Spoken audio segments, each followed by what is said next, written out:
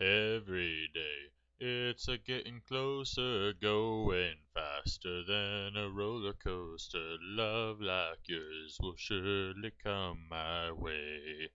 Hey, hey, hey. Hello, everybody. Welcome back to the Podcast Boys. I am one of your hosts, Connor Nielsen, and joining me, as always, on his own channel is the Comics Kid 2099. How are you doing, Comics Kid? I'm doing very well. How about you? I'm doing okay. I'm currently at work. There's nothing to do for the next 3.5 hours, so I'm talking to you. Alrighty, and what better way to spend your dead time at work than talking about a movie? And I'm not being sarcastic. That is actually a really good way to spend your dead time, I think. And the movie we are talking about is Christine from 1982, I think, or 81.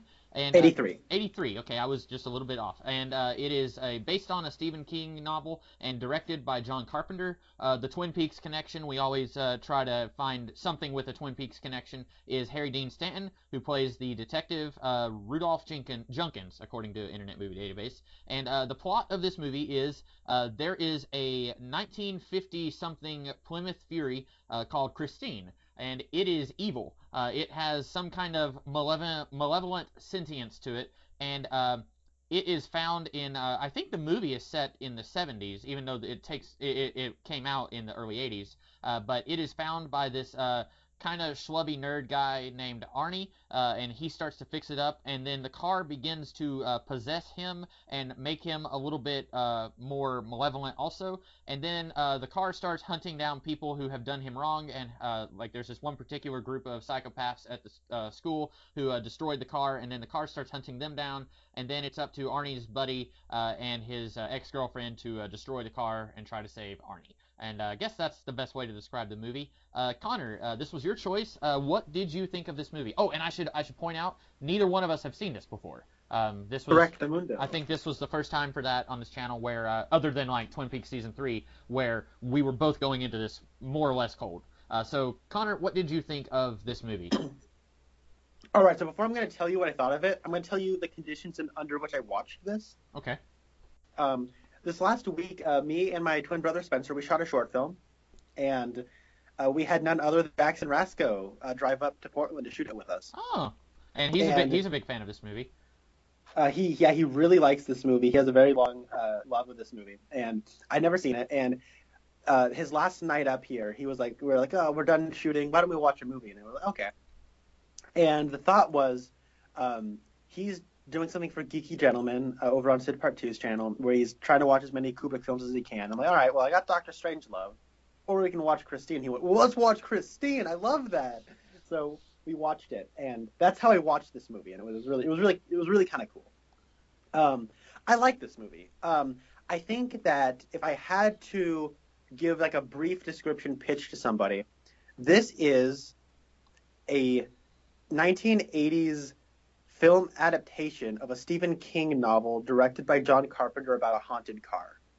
Yeah. Now, there's about 4 or 5 niche audiences in there that you would imagine would probably crop a cult following around this movie. And I'm amazed that this movie doesn't have like more of a cult following because of what it is, just like out of premise. But I do like this movie. I think that it has a lot of very good scenes, 3 performances in particular that I think are very good. And I think it has a killer soundtrack, an amazing score, and a lot of very impressive special effects. I think that as a whole, though, it isn't quite equal to the sum of its parts, or whatever. I don't know that cliche well enough to even like say it, but I think that the moments and the individual scenes are really good, but the overall whole and the story leave a little bit to be desired. And I think that ultimately comes down to structure. But we can get into that a little bit later. But I really liked most of the friendship between who are at first the 2 leads. And I think Harry Dean Stanton is freaking awesome in this movie. What did you think of this movie?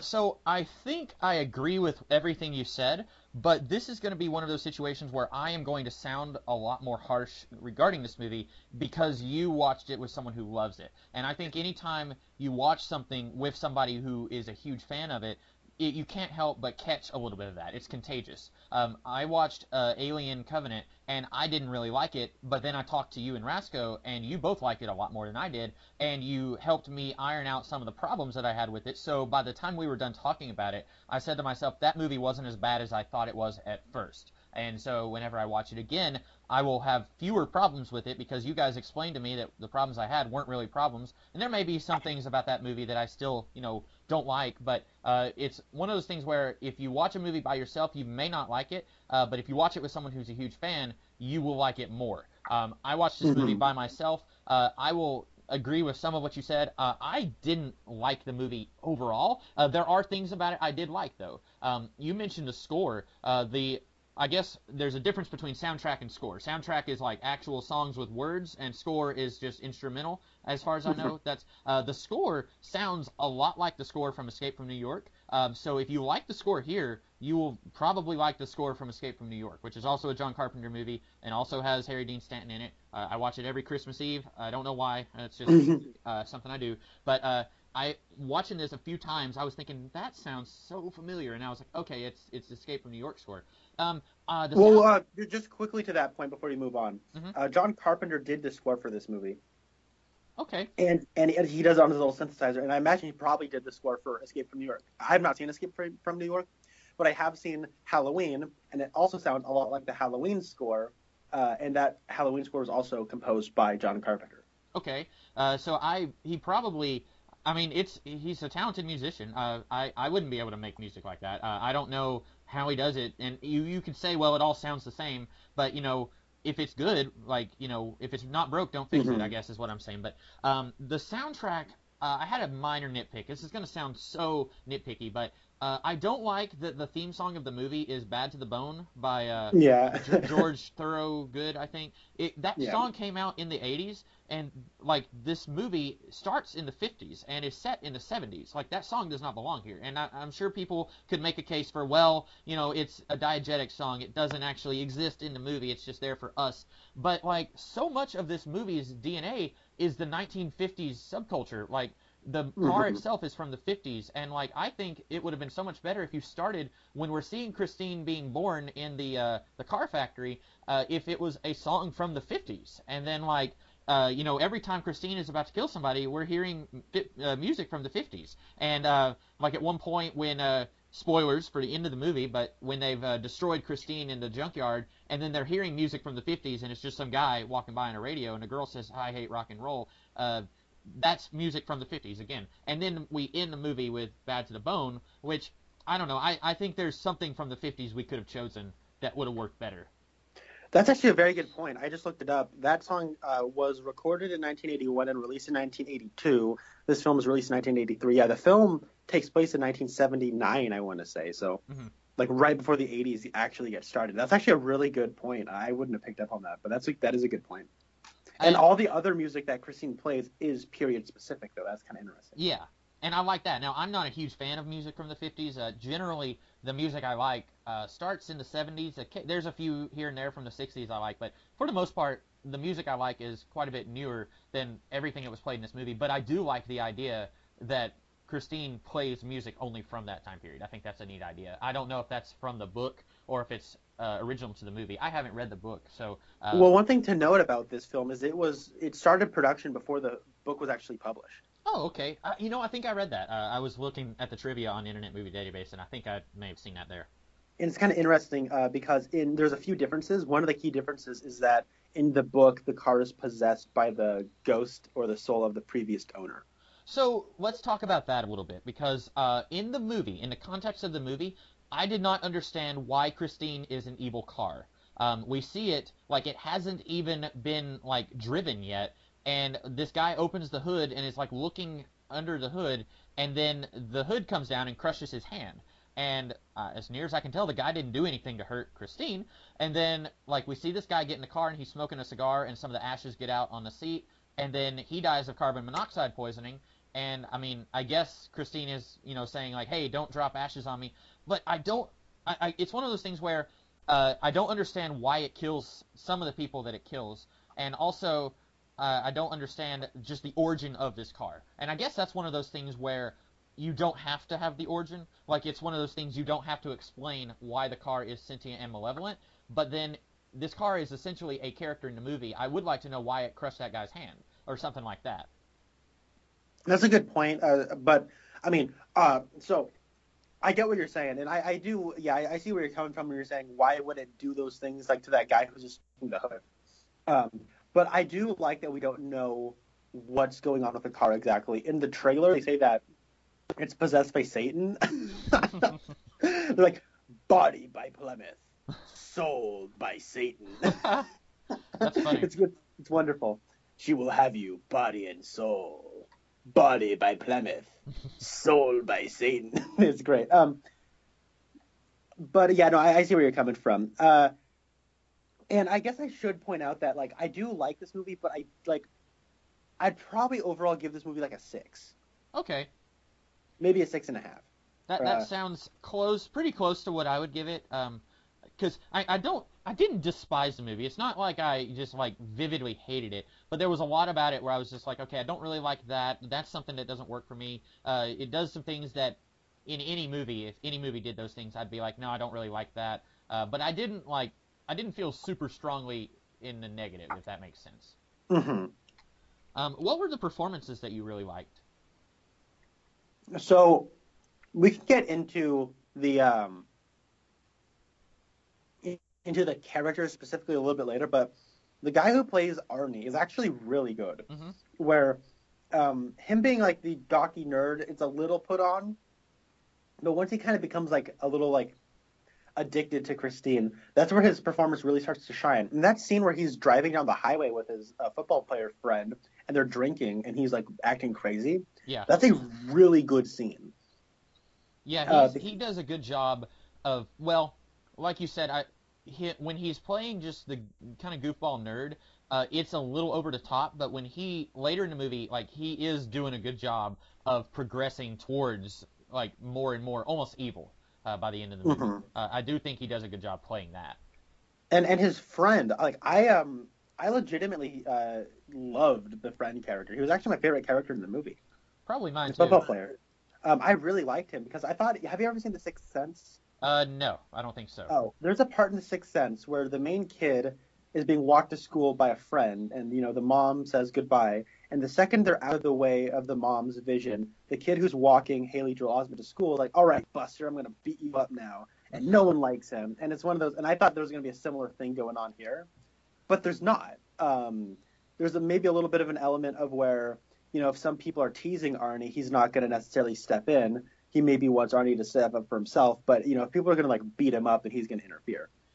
It's weird that this movie, on the one hand, it embraces a lot of those high school cliches. Like, you have these guys who are just straight up like evil psychopaths who are like pulling a knife on Arnie for really no reason at all. Like, yeah, I mean they're Stephen King bullies. Yeah, and I will get to that in a minute because I'll make a connection to another Stephen King thing with some like bullies like that. But like, you have that, which is like, okay, like, I wasn't alive in the 1970s, but I'm pretty sure it wasn't quite that bad back then. Maybe it was, I don't know. But then, like, you would think, okay, if he's going to embrace these cliches like that, then the football jock is not going to be seen dead with the nerd, but he's friends with him, and like, there is no twist where it's like, oh, I don't really like you that much or anything like that. Like, he's just genuinely friends with Arnie, and it's interesting that it will embrace cliches like that and also turn them on their heads.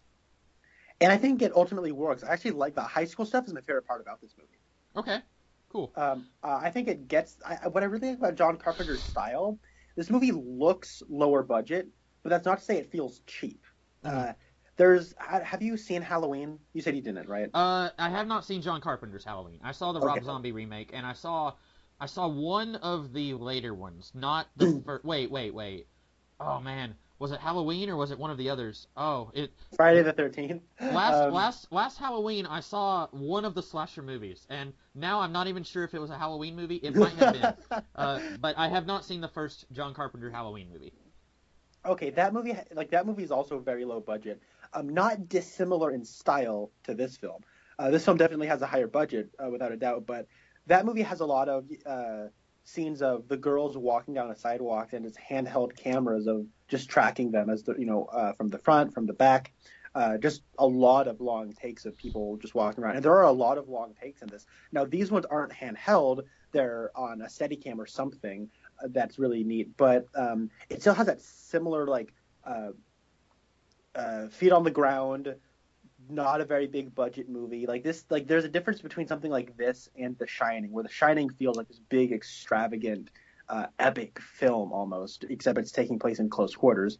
This one has like this very urban setting, and you feel like you're almost there. Like you feel like you're walking on these sidewalks with these characters. You feel like you're in these classrooms with these characters. There's not a lot of pizzazz and like visual flair, and that's what kind of gives the movie its a bit of a grit to it that I really dig. And so these people don't look like they're in high school. They look like they're in their 30s. But I do think that the spirit of being in high school is sort of there. Of course, it is a dramatized, like, oh, wait, high school, with all the cliques and the stereotypes. Bit of that going on. But it does have an authenticity to it that I do like. And that authenticity between the friendship between Arnie and I can't remember his name. I think his last name is Grinder or something. Dennis Gilder? Or Gilder. Yeah. Their relationship, their friendship felt very genuine to me, and so did the high school stuff. So that's what I'll say about that. And then the third performance I liked was Harry Dean Stanton. I liked him a lot. Yeah, I liked him too. I found myself wishing that Harry Dean Stanton was in this more. I liked him so much, and I was just looking at this. I think this whole movie would have benefited if we could have just seen more of the stuff that I did like. If this had been like a 5-hour miniseries, kind of like The Stand, which is also a Stephen King thing, I think maybe this would have been a lot better. Because like at different points, this is going to sound weird. This kind of reminded me of Batman Year One, where like we're jumping forward like a month at a time, and just like Batman Year One does. And I was thinking, well, speaking of Batman Year One, wouldn't it have been cool if we could have followed Harry Dean Stanton closer to the beginning, and we're seeing him investigate this from his perspective? Because he just kind of shows up at one point, and he's asking Arnie, like, hey, do they still have the shade of red? And he's very clearly, he suspects something about Arnie. And I wish we could have followed that investigation a little bit more. I wish we could have seen him working towards this conclusion that Christine is a sentient, malevolent car. Like, he could have said, hey, there were reports of this Plymouth Fury out on the road last night, but this guy, he was over here. He's clearly got the receipt for buying those car parts, so it couldn't have been him. I wish we could have had more of him, kind of like how Jim Gordon, we're seeing him on his journey to becoming an ally to Batman in Batman Year One. I wish we could have had something like that here. That's a really good comparison. And you said you liked the friendship between Dennis and Arnie. I did too, but I didn't have enough of it. I wanted more, and I thought it was weird. Like you mentioned, you got the two leads, and then halfway in the movie, not even halfway in the movie, Dennis kind of gets taken out of the movie, and then we don't see him again for like 45 minutes, it seems like. He's in the football game, and then he gets injured, and it seemed like what happened to him wasn't enough to like nearly paralyze him, which it does nearly paralyze him.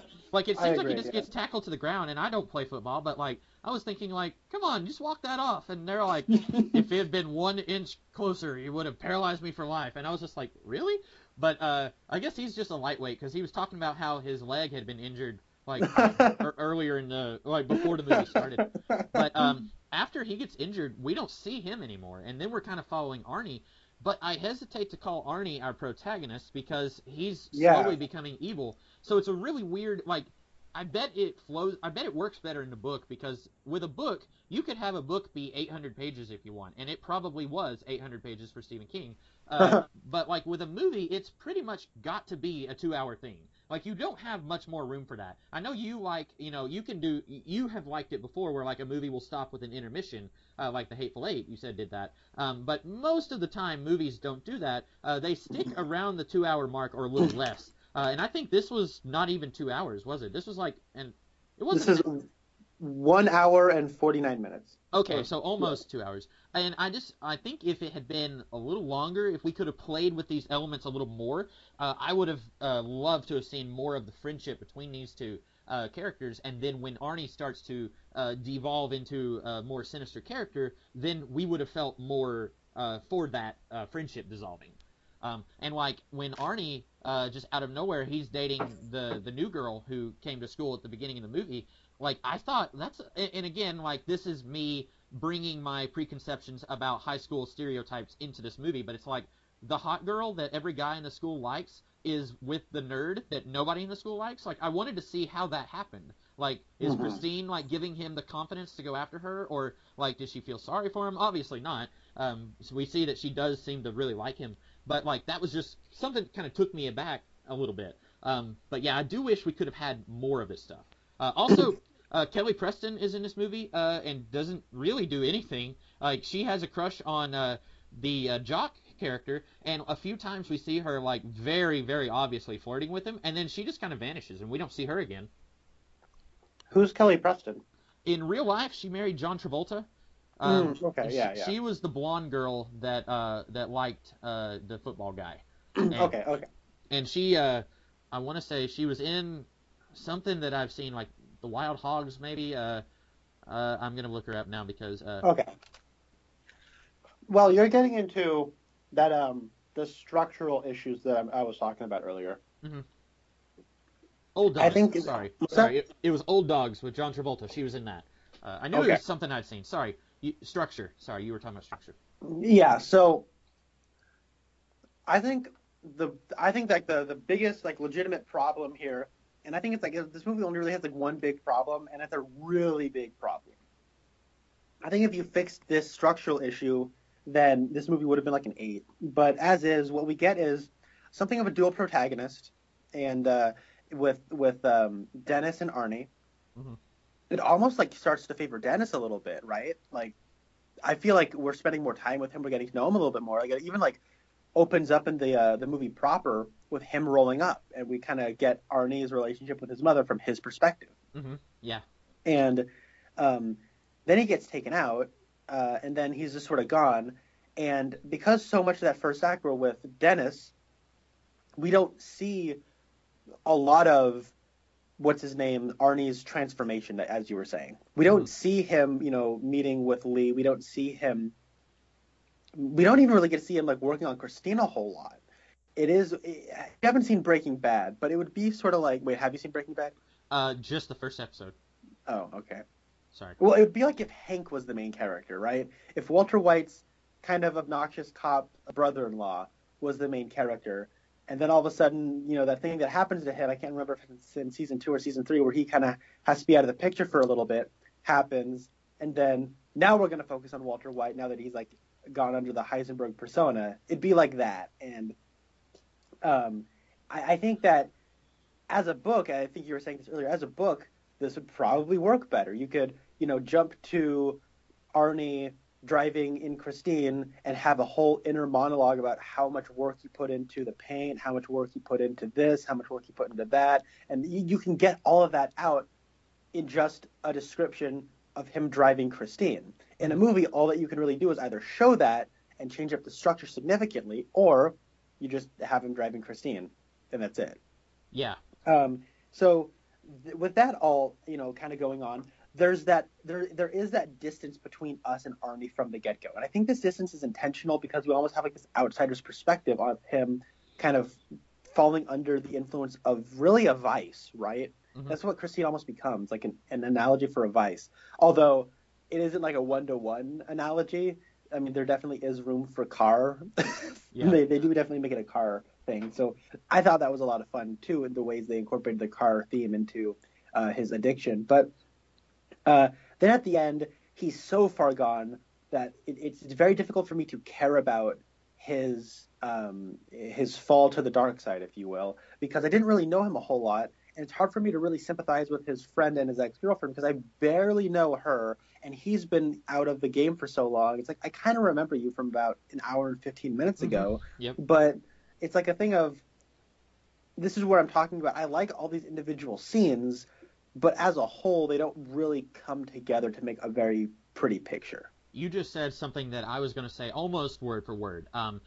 This movie thinks that if you show a character that is bullied and teased and made fun of, that we will think that that is an interesting character. And thinking that he's an interesting character is not the same thing as feeling sympathy for him. I feel sympathy for him when they destroy his lunch and then they step on his glasses and they start destroying his car. Even though by the time they destroy his car, he's already been acting like a jerk to quite a few of our other characters. But I feel sympathy for him when those things happen but that doesn't make him an interesting character. When you get right down to it, we don't know that much about him, other than he likes Christine, and he's willing to make his family angry, and his friends, he's willing to basically just not listen to their advice and say, I'm buying this car no matter what you guys say.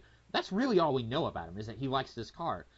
So I think, again, that's something that would have worked a little better in the book, where you could do like 10 pages of Arnie thinking about his hopes and dreams or whatever before you even get to the part where he buys the car. And Stephen King will do that. Like, I remember I remember when I read It. In It, like the character, I think Ben, he was the nice way to say it, the fat kid.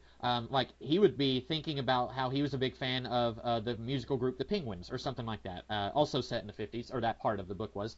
And so, like, you can have characters, when you're doing their inner monologues, you can get to know them so much better than you can in a movie. It takes a lot more work to get to know a character in a movie, and you can do it in relatively little time in a book. But here, like you said, we don't know anything about Arnie, and I actually think that the girlfriend character is not a very good actress. I didn't really like most of her performance. Like, at the end of the movie when she says, I hate rock and roll, I probably, like, almost rolled my eyes into the back of my head. Like, that I just thought that line was really silly. I didn't think it was delivered very well. I didn't think that she was very good in most of the movie, and I don't know her from anything else. Would it surprise you to know that she went on to be a member of Baywatch? It would not surprise me. I've never watched Baywatch, but that actually makes a lot of sense. And apparently, at certain points in the movie, her twin sister was actually filling in for her, just as like a prank. Like, hey, it'd be funny if you were in this. Like, at one point when she and the jock were on the bulldozer, which, by the way, that whole scene, I was expecting it to play out like Terminator 2 or Terminator, like where they get like the you've seen those movies? I've seen the first Terminator film. Oh, okay. Well, then, I was expecting it to be something like that, where, like, they're in a factory or something and they destroy Christine that way. You're terminated, Blinker. Yeah, exactly. But, yeah, I didn't think she was very good, and, I mean, she's had a career, so I guess, that worked out for her. But I thought she was kind of bad. Let's talk about the mom a little bit, Arnie's mom, because every time she was in this movie, I got a different read on her in each scene. Like, the first scene we see her in, she seems to have a pretty good relationship with her son. She's like, hey, keep your lunch cold, be careful, have a good day at school. But then she doesn't like his friend. Like, she's saying, you might as well be pouring toxic waste into our yard. And I was thinking, like, really? Come on, lady. Like, that's an exaggeration. And also, I was getting a different vibe from the friend in that scene, because he's playing that music really loud. And I thought, okay, he's like the bad influence, and, like, he's gonna, be a jerk or something, and then he doesn't act that way throughout the rest of the movie.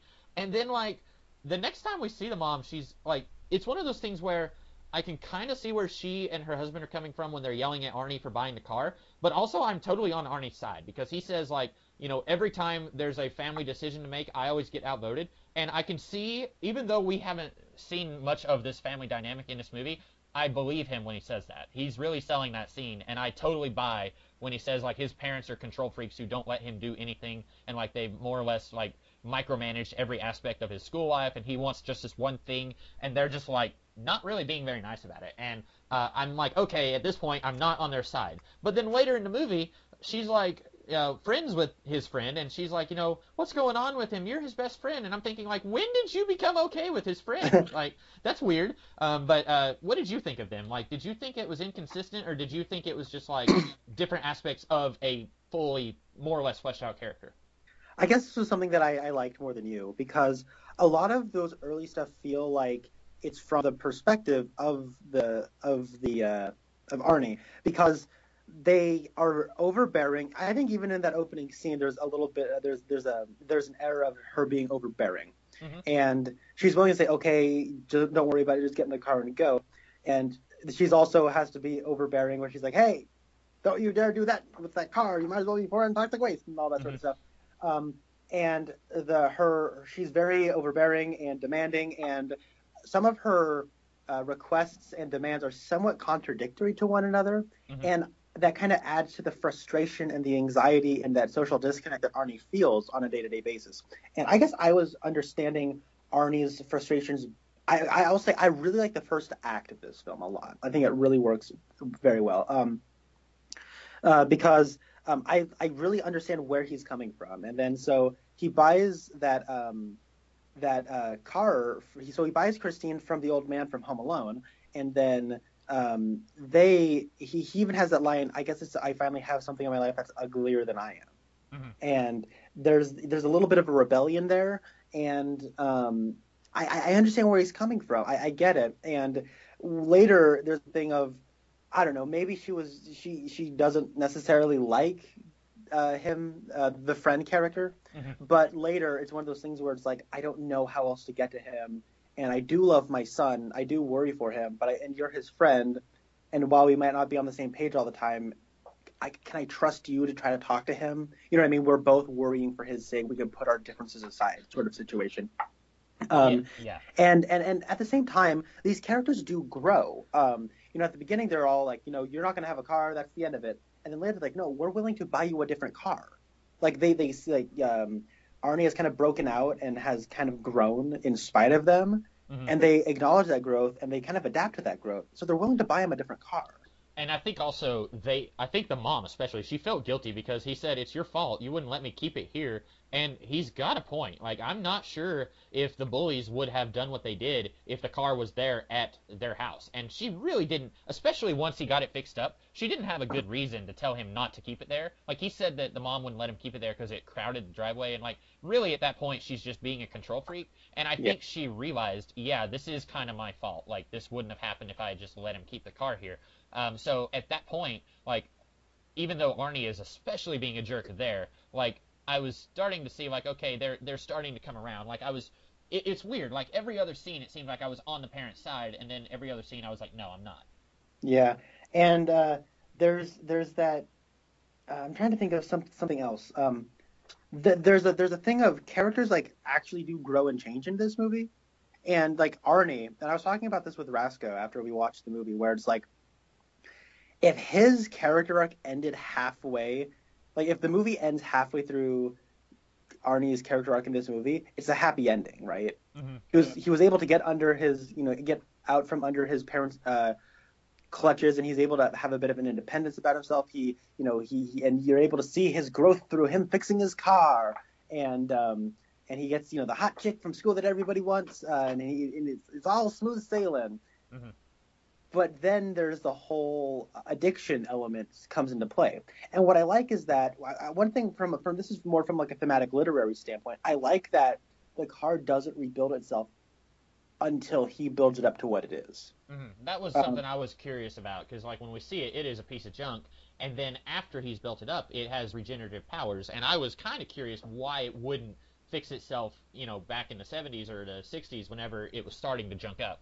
Yeah, and then the reason I like this is because it represents his addiction, right? His addiction has grown to look like this, and now it looks like that. And so when you try to take somebody's, like, let's say those bullies beating up his car, let's compare this to drugs, right? Let's say somebody just stole all his drugs. He's like, what? No. But he still needs to get that process. But when he gets his drugs back, it's going to look something like it did before it was stolen. So... it needs to, like, it's kind of his addiction growing back into what it was. It was taken away for a second, but it can grow back into what it was. And so that's what I sort of took from it.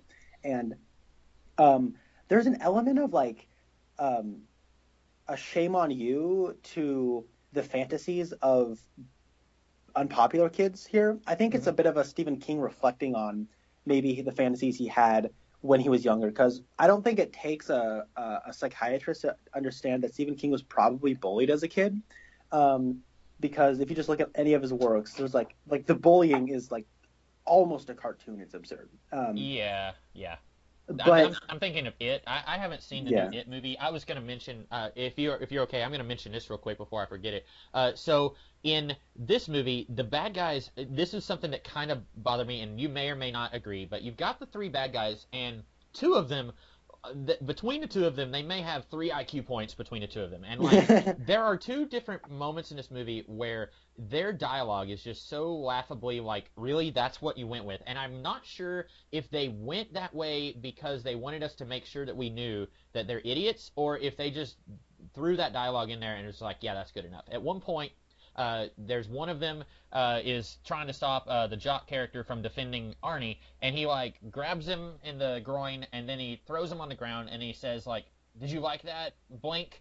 And I was just like, really? Like that's not clever. It's just like kind of lazy writing. And then later, Christine is following the other two and getting really close on him. And then the guy who played the male college student from Ghostbusters, the one that Peter Venkman was screwing with in the experiment, he like turns around and like flips the bird, and he screams, "Hey, you blank hole!" And then he's like laughing about it. I was like, again, that's not clever dialogue. Like that's probably the weakest insult you could throw. And I was just thinking, like, is it because these characters are stupid and so they can't think of anything clever, or is the movie just being lazy right here? And I wasn't sure, because I'm kind of more on what you were saying before, where it's like these characters just aren't smart, so they just sort of say whatever comes to their mind, which isn't much. yeah, and that's kind of what I was thinking, and it made me remember in the book, and it's been a long time since I've seen the 1990s miniseries, and I haven't seen the new movie, but in the book, I remember that I think the main bully in that, his name is Henry or Harry Bowers, and he's just straight up pure evil. Like there's no redeeming qualities about this character, and when he's bullying these guys, like he's like planning to kill them. Like it's not even like, oh, I'm just gonna scare you a little bit. Like he's a lot like the bad guy in this, but at least I felt like his dialogue in the book was a little bit clever and interesting. Like he had colorful ways of speaking. It wasn't just I'm gonna kill you. It was like he would throw in I don't know, I can't say it because it's a family channel here, but like he would throw in very colorful insults and metaphors into his dialogue, and I wish we could have gotten a little bit more of that here, but I guess because these two are the Stooges, we're not going to get much like interesting dialogue from them. That's true. That didn't really bother me at all. They do have their oh so clever nickname for Arnie Cunningham.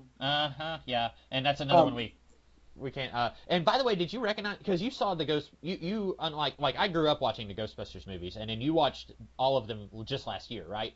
Yeah. And so, did you recognize the one who got killed later in the gas station? Did you recognize him from Ghostbusters? I didn't. No, I didn't. Okay, I did. As soon as I saw him, I was like, it's that guy that Peter Venkman was messing with. But he looks a lot like a young Jack Nance from Eraserhead, I thought. Oh, that's cool. Maybe it's just by the his way, hair. Quickly touching on that scene, Beast of Burden is an awesome song. Also, yes, his hair is pretty sweet. Yeah, like maybe it's just his hair reminds me of Jack Nance from Eraserhead. But like, because even like in Eraserhead, Jack Nance had a very distinct pattern of talking that this guy does not share that with Jack Nance. But maybe it's just his hair was kind of similar to how Jack Nance had a lot of hair in Eraserhead. But yeah. Anyway, you were saying something about these guys, and I apologize for throwing us off topic on that. No, that's fine. So Stephen King was obviously bullied as a child, maybe even up through adolescence. But he's writing from an adult perspective. And I think he probably fantasized about hurting the people that were hurting him, right? Yeah. And that's what I'm getting. Like, there's a book he wrote under the pseudonym Richard Bachman called Rage. Have you heard of this book? I think I've heard of it, but I don't know what it's about. It's actually, I think, Richard Bachman's first book. It's about a kid who goes to class with a gun and holds a class stitch. Oh, okay. And there's Firestarter, there's Carrie, there's The Shining. There's so much about like people who have been hurt that are now hurting others, and it's like the cycle of violence question that comes into play. And this kind of I felt dives into that, where it's almost like Stephen King is like having you sympathize with people who are being hurt, but then also has to have you say, but it's not okay for them to hurt others back if they have more power now. And this is something that I don't think you can get away with in a post-Columbine world anymore. Yeah, I think it's just too touchy of a subject now. Yeah, I agree, and I think it is interesting that when you're in high school, and this is maybe getting a little too real, but here we are. I think when you're in school, you have these ideas of, well, he or she is one of the popular kids, and they've got it all together, and they don't have a single problem or care in the world, and meanwhile, I'm one of the outsiders, and nobody understands me, and my life just sucks. Everything about it sucks. And then as you get older, like I graduated high school 10 years ago, and like maybe some people listening might say, oh, you're still young, like you still don't know anything, but like I feel like I've learned so much about, like, you know what, that guy who I didn't like in high school, who I thought was just like, a jerk, like, he had his own problems that he was dealing with, and now, like, Mhm. he seems like an okay guy, or, like that person that, like, everyone had their own stuff they were going through, and, like, maybe, if you were like an outsider and you thought that everyone was just like provoking you for no reason, maybe there was a reason. There was an episode of 30 Rock where Liz Lemon, she thought that she was like the Arnie character, where like everyone was just mean to me for no reason at all, and then when she goes back to her high school reunion, she finds out that she was actually kind of a jerk to all of these people, and she just didn't even realize it. And I think maybe there it's a lot more complicated than what we tend to think when it's happening to us, if that makes sense. Oh, I completely agree. Yeah, I think you and I have very similar um, ways of reflecting upon what happened back in Mm-hmm. high school.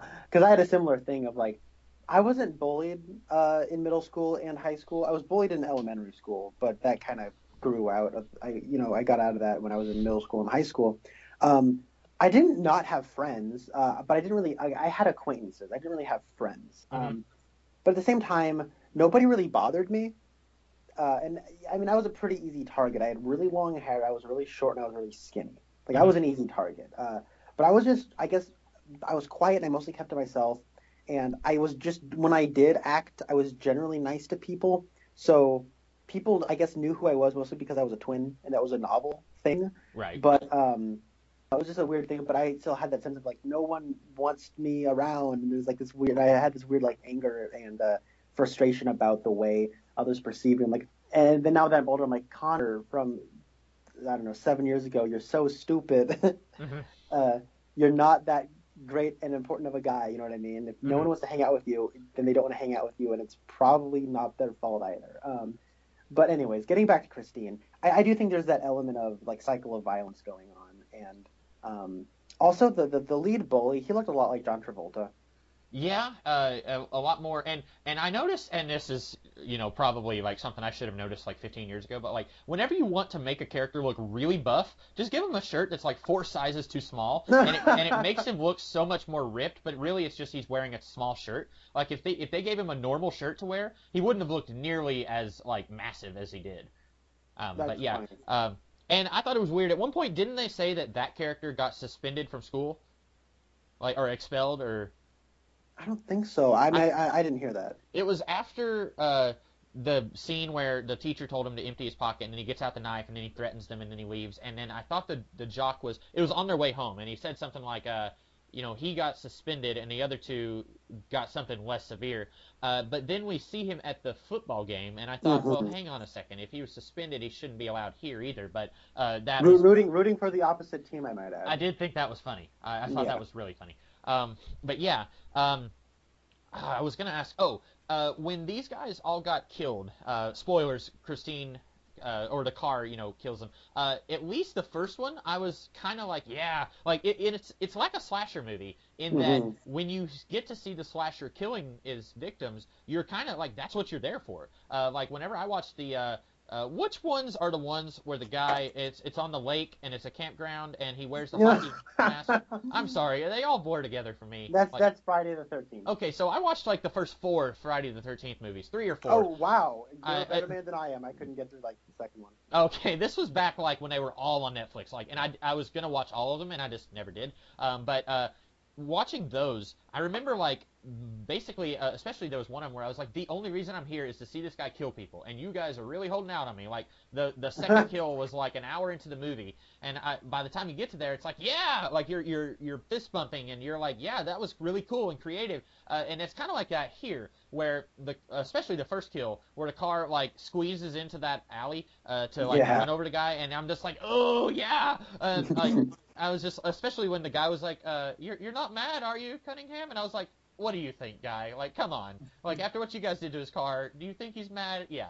But then the other two, I didn't think that was a visceral enough death. It kind of reminded me of how Audrey's son died in Twin Peaks season 3, and I was just like, that's not good enough. Like, I want to really see him suffer. I kind of had that here, where like, yeah, one of them.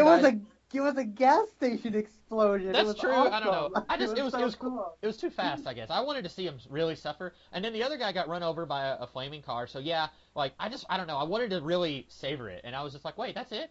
Like that was it? But I don't know. That's just me nitpicking.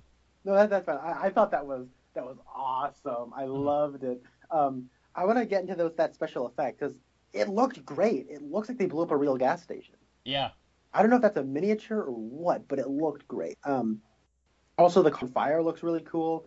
Mm-hmm. Nowadays, that would all be CG, but I can't imagine like the care they had to put into where they were going to put the fire, because it looked like it's under the hood too. Like it's a very specific looking fire. It's put in certain places where I wouldn't put fire if I was making a movie. Like it could blow up the car. Right. And, yeah. Then like later in the movie when it's getting crushed and when it's like reforming and stuff, the special effects look really good. They're probably just reversing footage when it's getting put back together, but it doesn't look like reversed footage.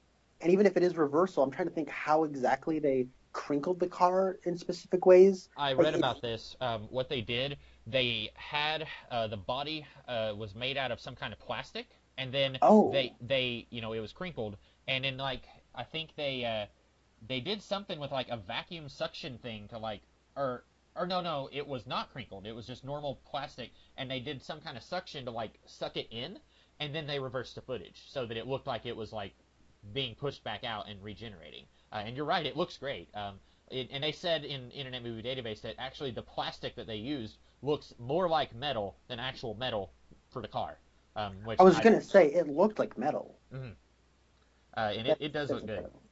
Yeah, so there's all that. Then even like at the end when the crane is on top of it and like the bulldozer's on top of it and it's smashing it, I'm sitting there thinking, okay, these have to be miniatures, mm-hmm. but we're too close to it and there's too much detail and the scale's too good. Yeah. Like I don't know how they did some of that stuff. It was extremely impressive. Definitely, yeah. Watching most of this, it didn't even occur to me like sometimes I will watch a movie and I'll kind of take myself out thinking like, well, how did they do that? Or I'll say to myself, oh, I know how they did that. But like in this case, just watching it, I was just thinking, well, obviously like it's an evil card, it's regenerating. Like it didn't even occur to me to like think about how they did it until I read about it on the internet later.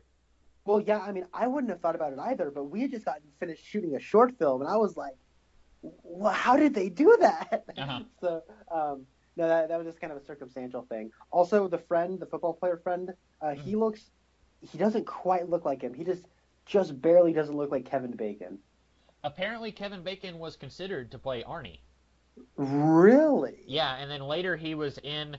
I think he was in another Stephen King thing that had a car. I don't remember what it was, but he was in some. I think he was in something Stephen King-y. I was looking at the trivia and it said like Kevin Bacon was almost in this movie, and I was like, oh, okay, that's kind of neat. I think he. Well, Kevin Bacon was in the original Friday the 13th and got an arrow through the neck. That is true. Yeah, I remember that now. He chose to do Footloose instead of this, which that probably worked out better for him. I think more people are familiar with Footloose, and I think it's considered to be a classic movie than this. I've never seen Footloose, but just objectively speaking, I would say he probably made the right choice. Yeah, I would agree with that. There's some. Oh yeah, one last thing I wanted to say was I like how this movie almost plays off like a reverse on the classic Twilight formula. Uh-huh. The Twilight Zone formula, and if you've seen enough Twilight Zone in a short amount of time, it wears pretty thin on you. I love that show; it's my favorite show and all, but it definitely has a formula of something weird happens, one person notices it, oh my gosh, this weird thing is happening, and nobody believes them. Mm-hmm. This one is like something weird is happening to somebody, and everybody sees it except for the one person. Uh-huh. And I think that's kind of a fun little reverse on that formula. Yeah, and, well, I like that there's kind of an explanation for it, too. Now, I do wish we could have had, like I said, I wish we had more of Harry Dean Stanton, like, investigating this, so it doesn't feel like he's just like, yeah, it's cool that you guys just destroyed the evidence for this murder case that I've been working on. Like, I wish we could have had more of like him investigating, and I wish we could have had, because by the end, like when they're in the bulldozer and she's like got her hands all over his leg, I was thinking, when did you two like meet? Like, you don't even know each other. Like, she called him at his house, and his sister's like, it's a girl, and then he's like, okay, I'll meet you, and then they're like sitting right next to each other on the couch. I was thinking, like, it's been like a year since she moved to this school, and like about 2 months.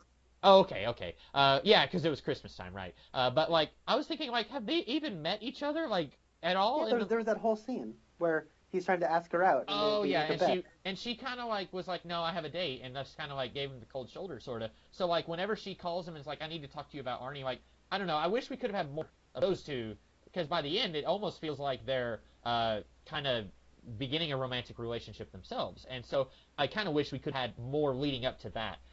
But I was going somewhere with this, and now I don't know what I was gonna say. Oh. I guess I'll just say to that, I actually didn't read it that way, but you don't think they had a romantic thing at the end? No, it was just more of like we care about the same person. Let's try to help him. I was seeing it more from that angle. Kind of like the mom and the jock guy. Yeah. Okay, yeah. So there was one thing that I wanted to touch up on, because I don't remember what I was going with it at, and that's okay. But there was whenever Christine is killing people, they tried to like black out the windows so that you weren't sure if it was Christine or Arnie. And at the very end of the movie, when they're trying to destroy Christine, and then you find out Arnie is in the car, do you think that Arnie was there for any of the other moments where Christine was doing any of that, or do you think it was Christine all the way until that last scene? I think it was Christine all the way until the last scene. That's kind of what I thought, especially like when it kills the guy who is Arnie's boss, which, again, that was one that, like, I didn't really understand why Christine killed him. Like, he had a shotgun, but then he was just sitting in the car. And so I was like... Well, he found out about her. Oh, okay. I guess you're right, yeah, because... Yeah, that's a good point. He was acting very casual for someone who just found out that his car, like, drove in by itself. But anyway... I love that character. He's so funny. So I have a question about him. Okay, so he was talking, and he said, I knew a guy who had a car like this, and he died of carbon monoxide, and then he said, like, he was so mean that, like, he'd drink water and piss out ice cubes, and then, like, he starts, like, yelling at Arnie. But was that the same character, at the very beginning of the movie in the 50s, when the black guy dies of carbon monoxide in the factory, was he the same guy who found the black guy? Like, there's a younger guy and he goes in and he sees and he's, like, honking the horn, and I was like, I don't know if that's supposed to be the same character, because it'd be weird and interesting if it is. Like, I think that'd be, because it was almost implying that he knew someone who actually did own Christine, and not just he knew someone who had a car like it. And I'm wondering, like, was he there at the factory when Christine was born? That's really cool. I didn't even think of it like that. I thought that he maybe knew, what's his face? The brother the old man. Yeah, the brother of the old man from Home Alone. But I didn't know he was in Home Alone. It's been so long since I've seen Home Alone, so I didn't know that. He's the really old guy who Macaulay Culkin's scared of, and then at the end he goes to church with him. Right. Okay. Yeah. Which, by the way, he had some really good lines too. Whenever he... Oh, yes, he did. When he told the jock, he's like, you don't know nearly as much as you think you do. I like that. And then the scene where he is explaining how, like, his brother and everything that happened, like, that was really touching. And I was really wishing we had more of that guy too. Or maybe we could have combined his character with Harry Dean Stanton's character. Like, I really liked, like, he just gets really emotional when he's saying, like, his sister-in-law died and he cared more than his brother did. And, like, I really liked that scene. It's a good scene, yeah. He was a good actor. I looked him up. He was in a few things. He was a bit of a bit player. That if Rob Zombie could, he'd put him in one of his movies as, like, some weird backwater hick who has sex with his sister or something. Raska was telling me all about one of Rob Zombie's latest movies. I went, that sounds like the trashiest thing I've ever heard in my life. And he was like, it is. So I took one look at him. He's got this weird, like, back brace on, and he's all like, hey, yeah, boys. I'm like, oh, hey, look, it's the Rob Zombie character. Anyways, I digress. Okay, but no, I agree. Sorry, I just looked up Rob Zombie, and on Internet Movie Database, it says, known for The Matrix Reloaded. And I was like, what? And I looked, and it's like, oh, soundtrack, okay. Because I was about to say, like, was he like a screenwriter for that? Like, are you kidding? No, okay. I just almost had like a minor heart attack. He was He's the guy who does the song Dragula that plays in the background. Yeah, it's been so long since I've seen any of the Matrix movies. I do like that song, but I don't remember it from those movies. But anyway. I remember that was the first time I heard that song because I heard people say, "Oh yeah, Rob Zombie, Dragula, man." I went, "Dracula? No, Dragula." Dracula? No, Dragula. I have no idea what you're saying. I looked it up. But then I was watching that, and I heard I was watching The Matrix for the first time. The only time I've seen it was a long time ago now. It was like Dragula. I went, "Oh, it's a G." Okay. So I don't have any more thoughts on this movie. Do you? One thing that Rasco said when we after we finished watching was he's like somebody once said that a good movie is 3 good scenes and no bad ones. Okay. And I don't know if there's any particular scene in this movie that I would call bad, but there are 3 scenes that I really like. I really like the scene where they kill the first bully, where that scene is really cool. Yeah. There's a lot of really long takes. John Carpenter's using a lot of playing with the foreground and the background. Uh-huh. I think all that stuff is really neat, and I think that the one scene I also like is them driving down the highway, and he's just trying to get to his friend, and he's like hooting and hollering and driving on the wrong side of the road. Mm-hmm. That whole scene is great, and I really like the reveal that Arnie's dating the guy that everyone's trying to get with. Uh-huh. It's like this reveal that she steps out with him. You're like, what? And like that's maybe what caused him to get an injury. And I really like that one scene that I'm thinking of is that third really good scene is Harry Dean Stanton confronting Arnie outside of his school. Uh-huh. And they're having a conversation. And Rasco pointed something out to me about this scene. And I don't know if I necessarily agree with him, but it's an interesting interpretation of that. Where he's talking about how Harry Dean Stanton's character is almost just looking for a reason to not bust him. Uh-huh. Like he's like, yeah, this is suspicious, and I understand that, but like, just give me a receipt and I don't have to book you. You know what I mean? Like He probably knows that this kid's bullied and stuff, and he probably understands that his parents are overbearing. And he probably relates a lot to this kid, and he's like, oh yeah, see where the paint doesn't quite match. Like, I don't. Uh-huh. And it's like, wow, look at this color red. I didn't even know they made it anymore, right? And it's like, they don't make it anymore, right? They don't like if you didn't have to repaint it, then that acquits you of the crime. So I don't have to charge you. And so I was like, oh, that's an interesting interpretation. Like the dialogue inherent in that scene, any other actor would sort of play it like I'm suspicious and I'm looking to book you. But Harry Dean Stanton kind of reads between the lines there, and the way he delivers it is he's such a professional, and he's sympathetic, but he's also doing his job. And we had to scoop him up with a shovel. Ain't that what you do to crap? I like that. I like that scene. Oh, it's such a good scene. It's so good. One last thing that I have here. I think that I must have watched like a air quotes cleaned up version of this movie because I was reading the trivia and the writer or director thought that they were going to get a PG rating, and he thought, well, nobody is going to go see this movie if it's rated PG. So he said, we're going to throw in the F-bomb everywhere we can and derivative variations of the F-bomb so that we will get a rated R movie. Some C-bombs for good measure. Oh yeah. And like I thought that if you threw like more than one F-bomb in a movie that you would automatically get a rated R. I don't know if that's true back in the 80s, but what I found when the version I was watching replaced every F-bomb or variation of it with an S word. And so it had a goofy effect on the movie watching it, and I don't know if that's just like an official, like, how like there's multiple versions of like Blade Runner or something like that. I don't know if there's like the slightly cleaned up TV version that I happen to watch or something, but like the way that they say this word, and I'm not gonna say it, but it's a way that you can describe a toilet.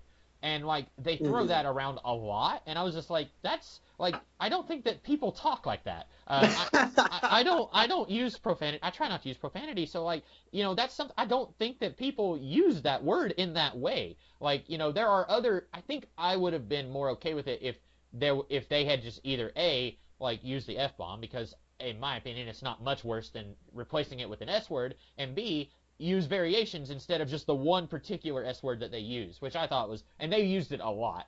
I don't know if you had, did you just watch did you have the one with the F-bombs?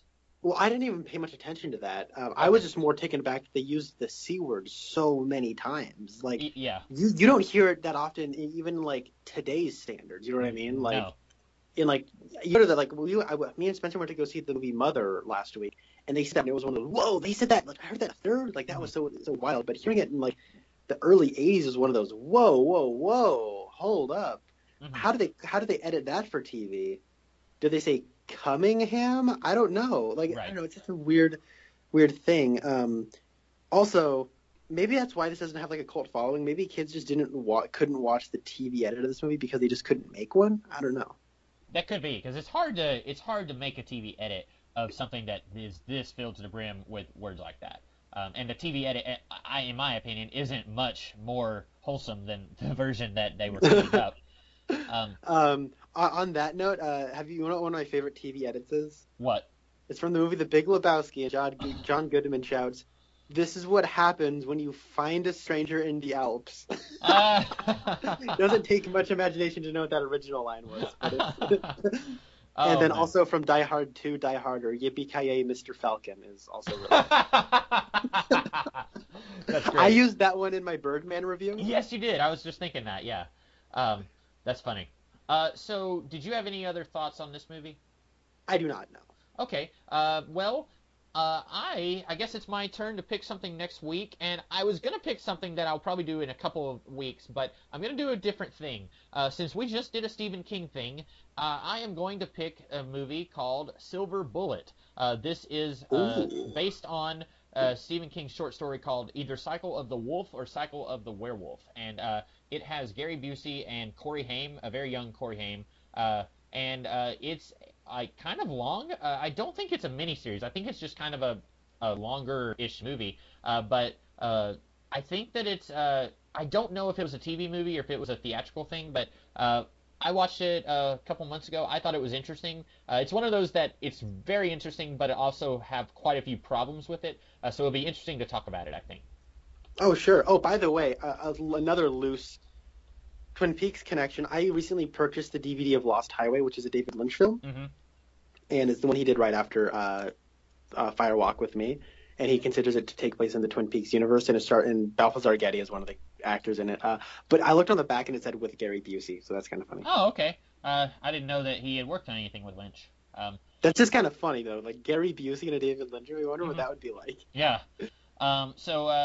Yeah, Silver Bullet, 1985 movie. I guess it's a theatrical movie. It's rated R. I don't know, like, is it common for a TV movie to be rated R? Because I was just going through some of my movies last night. I was making a list of all the DVDs and movies that I have so that I don't accidentally buy any duplicates, and I found that I had the Darkman trilogy, and the first movie was theatrical, I'm pretty sure, but then the next two were TV movies, but on the case, all of them were rated R. And I was thinking, I didn't think that they did TV movies as rated R, so I don't know. I thought that was interesting. Probably not unless it was like a premium channel. If it was like specifically created for HBO, I imagine it would be. They may have. It's been like over 10 years since I watched any Darkman anything. But I've never seen anything Darkman. Okay. Isn't that a Sam Raimi movie starring Liam Neeson? It is. The first one is. I think they're all three Sam Raimi. Liam Neeson is in the first one. The next two have Arnold Vosloo, who played Imhotep in the Brendan Fraser Mummy movies. Oh, really? Yeah. I would recommend at least watching the first one. It's one of those things. Legend has it that Sam Raimi. We're just getting so off topic. That's okay. Legend has it that Sam Raimi wanted to do The Shadow. And he was told no, or he couldn't get the rights, so then he made his own version of the superhero mythos, and he kind of changed some stuff around. And I am always interested whenever somebody wants to do something and then they can't, so they do something different. Apparently, like the movie Willow, George Lucas wanted to do Lord of the Rings, and he couldn't, so he and Ron Howard did Willow, and I like that movie a lot. So I like to see that kind of thing happen. Kind of similar to how George Lucas wanted to do Flash Gordon. They said no, so he made Star Wars. Yeah.